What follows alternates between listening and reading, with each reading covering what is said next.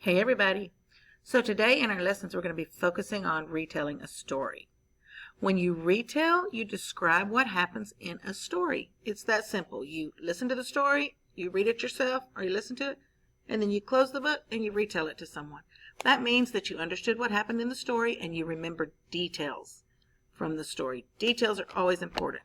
So we're just going to look at this graphic organizer and go over it a little bit to talk about retelling. Retell. When you retell, you describe what happens in a story. First, you describe the beginning.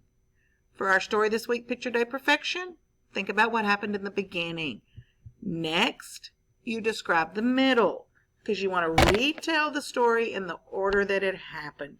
You don't want to say, oh, at the end of the story he didn't like his picture, and then, oh, but at the beginning of the story he spilled syrup, and then go back and forth. You want to retell the story in the order that it happened. So first the beginning, next is the middle, last is the end, and then you stop.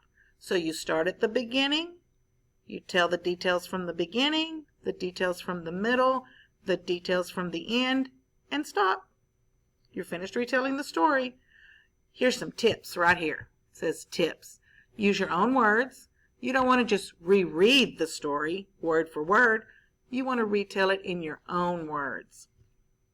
Use details. Details, details, details. That's what I say all the time. Details are the most important.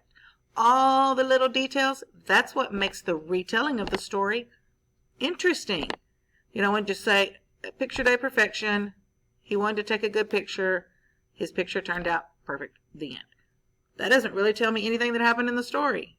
I want to hear all the details. I want to hear about how he woke up with crazy hair, he spilled syrup on his shirt, he had a dirty shirt, he got paint on his shirt, he got in trouble on the school bus, all the details.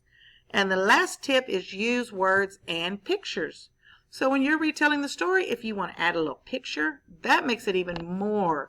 If you're writing it on paper and you're telling the beginning, middle, and end, and you say in the beginning he spilled syrup on his shirt, and you draw a little picture, that makes the retell even more interesting. You're like, wow, they used words and pictures?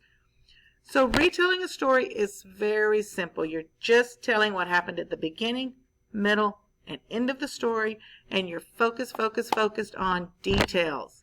I want all the details. I want you to tell me everything that happened in the story.